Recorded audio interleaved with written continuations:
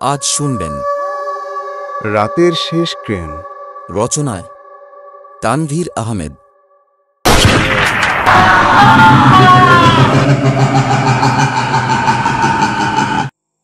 কলকাতার সল্টলেক থেকে শিয়ালদা যাওয়ার শেষ লোকাল ট্রেন রাত 12:40-এর। সেদিন অফিস ছুটি হলো দেরিতে। বাধ্য হয়ে আমাকেই ধরতে হলো সেই শেষ ট্রেন। প্ল্যাটফর্ম প্রায় ফাঁকা, শুধু বাতাসে দুলতে থাকা পুরনো সাইনবোর্ড আর কোথাও দূরে কুকুরের ডাক। ট্রেনটা ঢুকতেই আমি তাড়াতাড়ি উঠে পড়লাম। পুরো কামরা একদম খালি, নিঃশব্দ। একটা ভয়ে যেন ধীরে ধীরে ঢুকে পড়ল মনে। ট্রেন ছেড়ে দেওয়ার কয়েক মিনিট পরেই আমার চোখ পড়ে সামনের সিটে একজন সাদা শাড়ি পরা মহিলা ঠিক আমার বিপরীত সিটে বসে আছে। মাথার চুল লম্বা আর যেন ভিজে ভিজে।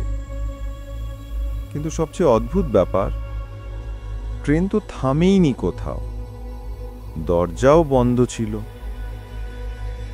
আমি ভয় পেয়েও জিজ্ঞেস করলাম, আপনি কোথায় নামবেন? মহিলা ধীরে ধীরে মাথা তুলল। তার চোখ দুটো চোখ নয়, দুটো কালো ফাঁকা গর্ত। আমি তো অনেক দিন ধরেই নামতে পারছি না। হঠাৎ রাতের অন্ধকারে ট্রেন ধাতব চিৎকার করে ছুটছে। কয়েক সেকেন্ড পর আলো ফিরে এলো।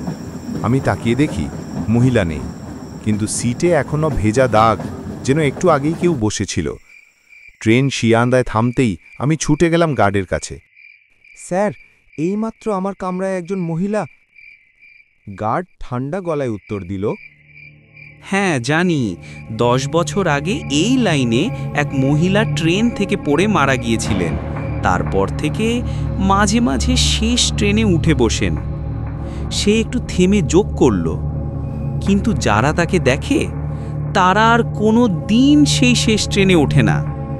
আমি কথা বলতে গিয়েও দেখি গলা শুকিয়ে গেছে।